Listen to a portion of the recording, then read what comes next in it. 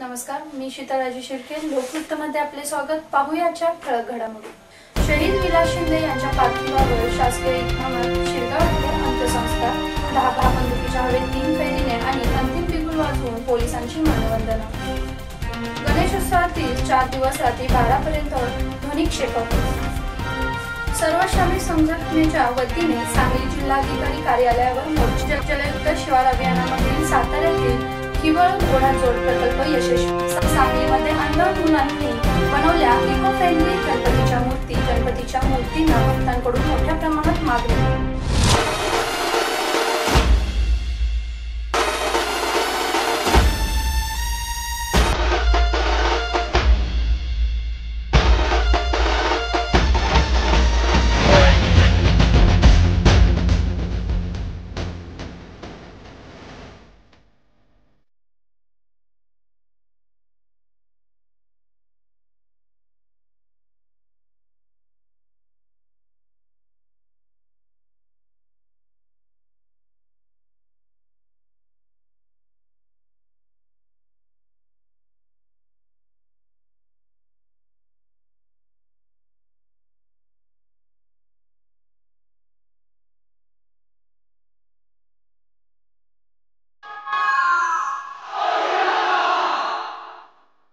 बातमीपत्र सविस्तर. शहीद पोलीस कॉन्स्टेबल विलास शिंदे यांच्या पार्थिवावर शिरगाव येथे 10 बंदुकीच्या हवेत 3 फैरी झाडून तसेच पोलीस बँड पथकाच्या वतीने अंतिम बिगुल वाजवून शासकीय इतमामात अंत्यसंस्कार करण्यात आला. शहीद पोलीस कॉन्स्टेबल विलास शिंदे यांचे पार्थिव शिरगाव येथे निवासस्थानी आणण्यात आले. त्यानंतर ग्रामपंचायत नजीक अंत्यदर्शनासाठी त्यांचे पार्थिव ठेवण्यात आले होते. या ठिकाणी ग्रामस्थांनी अंत्यदर्शन घेतले.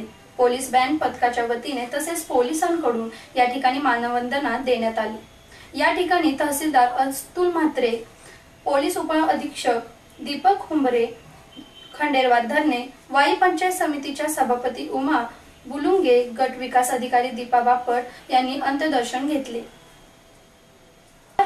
अमर रहे विलास शिंदे अमर रहे अशा घोषणा देत ही अंत्ययात्रा अंत्यसंस्काराच्या ठिकाणी पोहोचली. या ठिकाणी काही काळ अंतिम दर्शनासाठी त्यांचे पार्थिव ठेवण्यात आले. येथे जिल्हाधिकारी अश्विन मुदगल, पोलीस अधीक्षक संदीप पाटील यांनी त्यांच्या पार्थिवाला पुष्पचक्र वाहून आदरांजली वाहिली. त्याचबरोबर प्रांताधिकारी अस्मिता मोरे, माजी खासदार लक्ष्मण पाटील, निवृत्त सहाय्यक पोलीस आयुक्त बाजीराव भोसले, जिल्हा नियोजन समितीचे सदस्य महेश शिंदे, नंदकुमार घाडगे, अनिल शेंडे आदीसह उपस्थित अधिकारी, पदाधिकारी, ग्रामस्थ यांनीही अंत्यदर्शन घेतले. पोलिसांच्या 10 जवानांच्या तुकडीने हवेमध्ये बंदुकीच्या 3 फैरी झाडून आणि बँड पथकातर्फे अंतिम बिगुल वाजवून मानवंदना दिली. यानंतर शहीद विलास शिंदे यांचा मुलगा दीपेश याच्या हस्ते अग्नी देऊन अंत्यसंस्कार करण्यात आले. यावेळी झालेल्या शोकसभेत जिल्हाधिकारी अश्विन मुदगल श्रद्धांजली वाहताना म्हणाले, सामान्य लोकांच्या रक्षणार्थ कर्तव्य बजावताना सातारच्या सुपुत्राने हुतात्म्य पत्करले.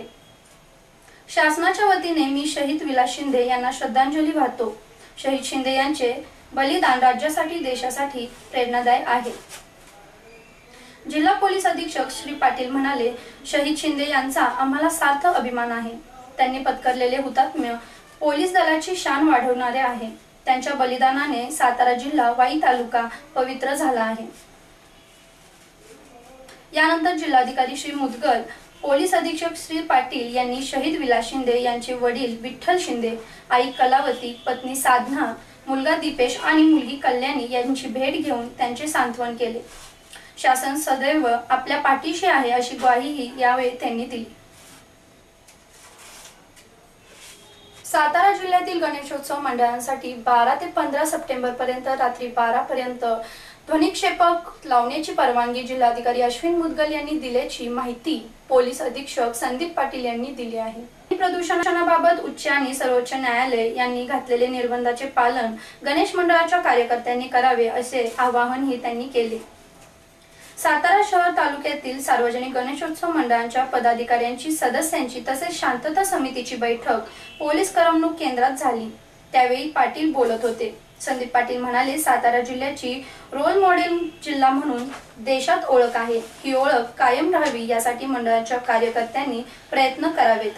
सुरक्षिततेच्या दृष्टीने मंडळांमध्ये स्वयंसेवक ठेवावे, देखाव्याच्या माध्यमातून समाज जागृती करावी, ध्वनी प्रदूषण आणि रहदारीस अडथळा निर्माण होईल अशी मंडप उभारणी केल्यास गणेशोत्सवानंतर प्रशासनास न्यायालयाला उत्तर द्यावे लागते। त्यामुळे कार्यकर्त्यांनी निर्बंधांचे पालन करावे। गेल्या वर्षी सुमारे 50 मंडळांनी प्रतिष्ठापना केलेल्या मूर्ती ठेवून छोट्या मूर्ती विसर्जित केल्या। यामुळे पर्यावरणपूरक गणेशोत्सव साजरा करण्यात हातभार लागला।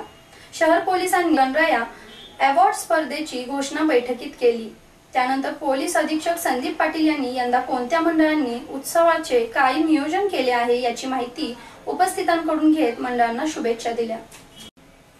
पेन्शन वाढीसह विविध मागण्यांसाठी हजारो निवृत्त कर्मचाऱ्यांनी सांगली जिल्हाधिकारी कार्यालयावर मोर्चा काढला। राज्यातील औद्योगिक क्षेत्रातील निवृत्त कर्मचाऱ्यांना पेन्शनमध्ये वाढ आणि इतर सवलती देण्याबाबत मंत्रिमंडळाने निर्णय घेतला आहे, मात्र त्याची कोणतीही अंमलबजावणी झाली नाही। तसेच जी वाढ करण्यात आली आहे ती तुटपुंजी वाढ असल्याने पेन्शनमध्ये अधिक वाढ करत किमान 1500 रुपये इतकी पेन्शन लागू करावी। तसेच पेन्शनधारकांसाठी ज्या योजना आहेत त्याचा लाभ निवृत्त कर्मचाऱ्यांना मिळावा या मागणीसाठी सर्व श्रमिक संघाच्या वतीने सांगली जिल्हाधिकारी कार्यालयावर मोर्चा काढण्यात आला। यावेळी सरकारने आमदारांची भरमसाठ पगारवाढ केली, मात्र निवृत्त कर्मचारी यांच्या पेन्शनबाबत कोणतेच धोरण स्वीकारले नाही, याचा यावेळी निषेध करण्यात आला। सातारा जिल्ह्यात आणि कराड तालुक्यातील पूर्वेकडे वसलेले किवळ गाव हे पूर्णपणे टंचाईमुक्त ठरले आहे। जलयुक्त शिवार अभियानामधील किवळ ओढा जोड प्रकल्प यशस्वी झाला आहे।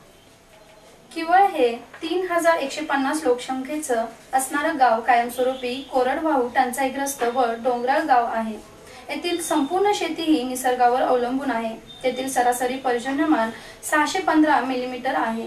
टँकरने सतत पाणी पुरवठा करावा लागणाऱ्या या गावात जलयुक्त शिवार अभियान अंतर्गत जलसंधारणाची मोठ्या प्रमाणावर कामे करण्यात आली। यावेळी साकी सिमेंट बंधारे, माती नाला बांध, सलग समतल चर, गॅबियन बंधारे, विहिरी पुनर्भरण, ओढा जोड प्रकल्प याचा समावेश आहे। याचबरोबर अस्तित्वातील जलस्रोतांची दुरुस्ती आणि बळकटीकरणाची कामेही करण्यात आली। गावासाठी महत्त्वपूर्ण असा ओढा जोड प्रकल्प राबवण्यात आला। मुख्य ओढा ते लेंडोरी ओढा हे 320 मीटर अंतर बंदिस्त 2 फूट व्यासाच्या पाईपलाईनने जोडले आहे। खोडजाई येथे असणाऱ्या साठवण तलावातून मुख्य ओढ्यास पाणी सोडल्यानंतर या ओढा जोड प्रकल्पामुळे लेंडोरी ओढ्यावर असलेले 6 सिमेंट बंधारे पाण्याने भरल्यामुळे त्यावर अवलंबून असलेल्या पाणी पुरवठा विहिरीसह 32 विहिरी लाभ झाला आहे। ओढा जोड प्रकल्पासाठी सह्याद्री सहकारी साखर कारखाना यांनी 3 लाख रुपयांच्या सिमेंट पाईप पुरवले। जळगावच्या जैन इरिगेशनने 3 लाख रुपये दिले। कृषी विभागाने महात्मा फुले जलभूमी अभियान अंतर्गत 3 लाख रुपये उपलब्ध करून दिले, तर ग्रामस्थांनी 1.5 लाख रुपये लोकवर्गणी जमा केली। जलयुक्त शिवार अभियानामुळे 180.81 टीएमसी पाणी साठवून क्षमतेत वाढ झाली आहे, तर 2.80 मीटरने भूगर्भातील पाणीपातळीत वाढ झाली आहे।